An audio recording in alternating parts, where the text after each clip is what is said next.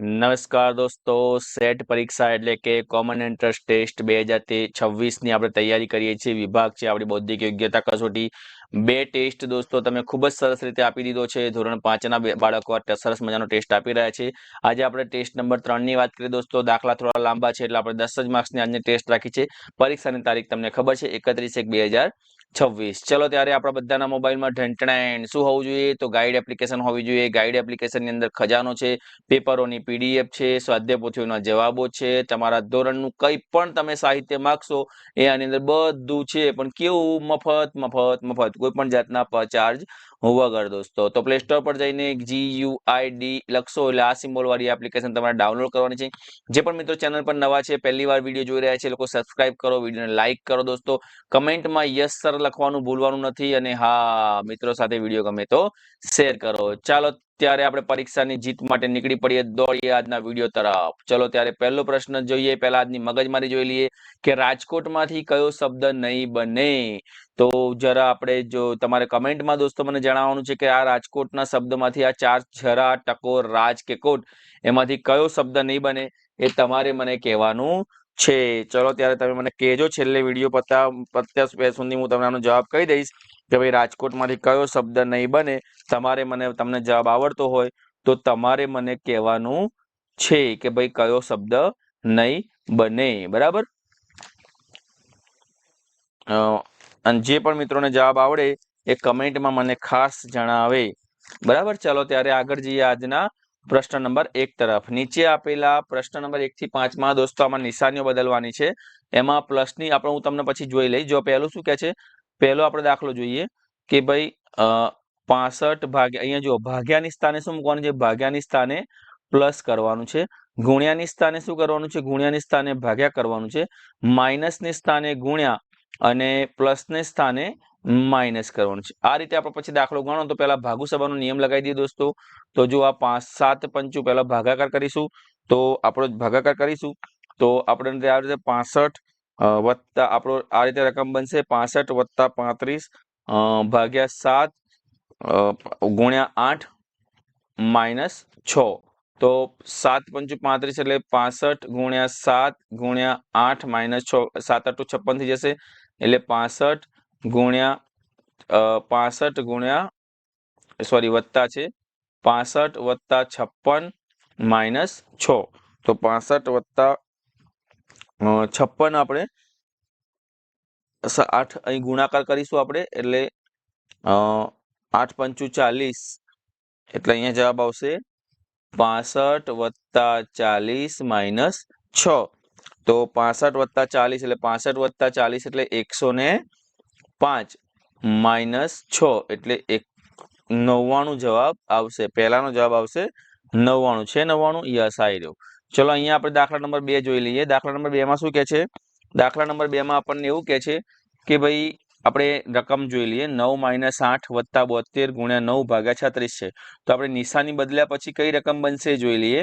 તો 9 ગુણ્યા 8 માઇનસ 72 ભાગ્યા 9 વત્તા 36 આ રીતની રકમ બને છે. તો પહેલો આપણે આને હટાવીશું. તો 9 ગુણ્યા 8 માઇનસ 9 અઠ્ઠા 72 વત્તા 36.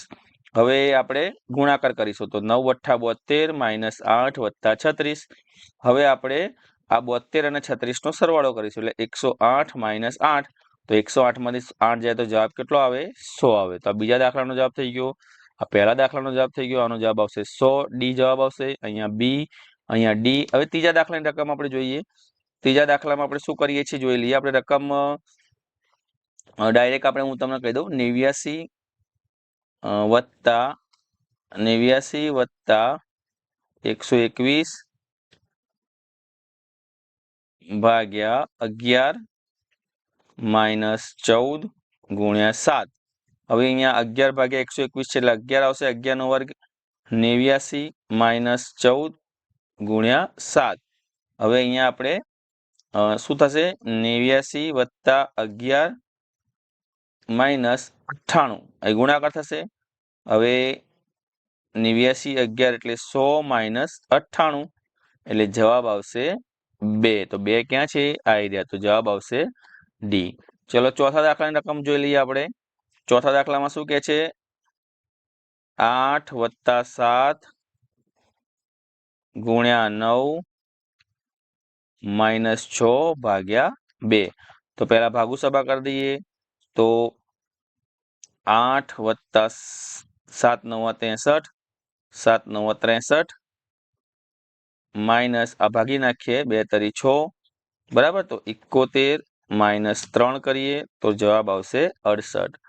પાંચમા દાખલાની વાત કરીએ તો પાંચમો દાખલો શું કહે છે આપણને? અહીંયા પાંચમો દાખલો જોઈ લઈએ।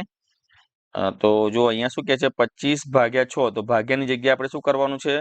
ભાગ્યાની જગ્યાએ આપણે કરવાનું છે વત્તા, ગુણ્યાની જગ્યાએ શું કરવાનું છે? ગુણ્યાની જગ્યાએ કરવાનું છે ભાગ્યા, માઇનસની જગ્યાએ કરવાનું છે ગુણ્યા અને પ્લસની જગ્યાએ કરવાનું છે માઇનસ।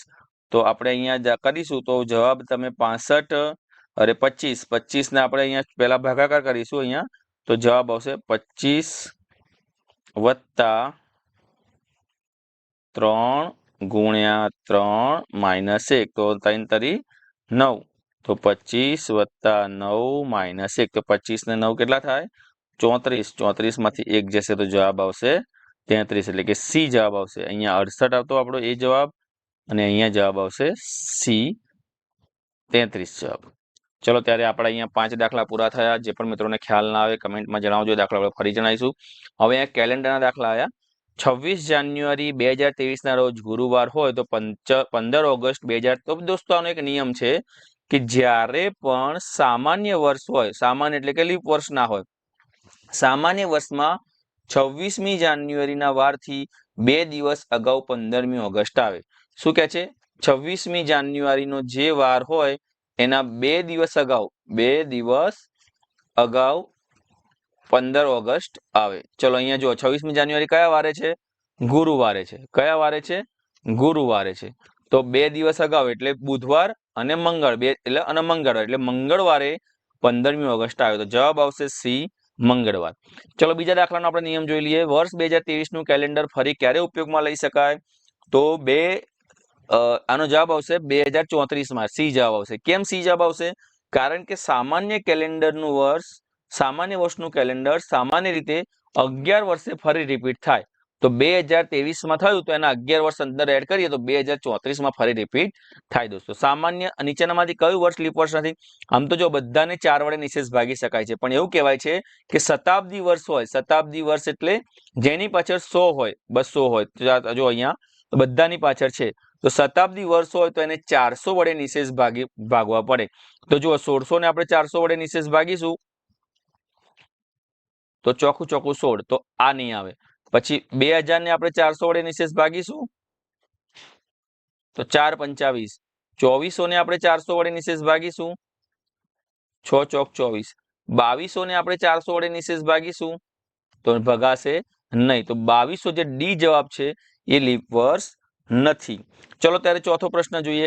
ગઈકાલની અગાઉનો દિવસ એટલે કે સમજો આજે ગઈકાલનો અગાઉનો દિવસ શુક્રવાર હતો, એટલે આ શુક્રવાર, બરાબર। તો ગઈકાલ એટલે પછી અહીં કયો વાર આવશે?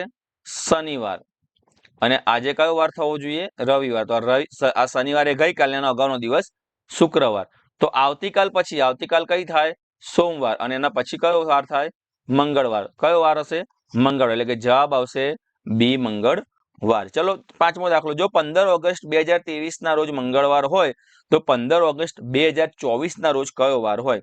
હવે જો 2024 એ લીપ વર્ષ છે, તો જ્યારે પણ લીપ વર્ષ હોય 4 વડે નિશેષ ભાગી શકાતો, તો જ્યારે પણ લીપ વર્ષ હોય તે તારીખ હોય એના 2 દિવસ પછી વાર આવે, 2 દિવસ પછી। તો અહીંયા જો મંગળવાર હતો તો 2 દિવસ એટલે બુધવાર અને બીજો દિવસ થયો ગુરુવાર। તો ગુરુવારે આવે એટલે કે સી જવાબ આવશે। તો અહીંયા દોસ્તો આજના આપણા અગત્યના 10 પ્રશ્નો તમારે પૂરા કર્યા। બીજા 10 પ્રશ્નો માટે વિડીયોને તમારે વધુમાં તમે કહો છો સાહેબ રોજ વિડીયો મૂકો, રોજ વિડીયો આવે જ છે નવોદયના, ટેસ્ટના વિડીયો તમે એને કેટલો પસંદ કરો છો એના ઉપર આધાર રહે છે, કારણ કે પ્રશ્નો સિલેક્ટ કરીને આપણે બનાવતા હોઈએ છીએ. તો જે અને બને એટલો વધારે દોસ્તો સાથે શેર કરો, જુઓ દોસ્તો, બને એટલી વધારે લાઇક આપો. જેટલી વધારે લાઇક આવશે એટલો વધારે વિડીયો ઝડપથી આવશે. તમારી પરીક્ષા ખૂબ નજીક છે, પરીક્ષા માટે મંડ્યા રહો, ગમે તેમ કરીને મહેનત કરો દોસ્તો, રમવાનું ઓછું કરો, આપણો સમય પાછો આવતો નથી. ચાલો ત્યારે સૌને જય હિન્દ, જય ભારત, ટાટા, બાય બાય, આવજો.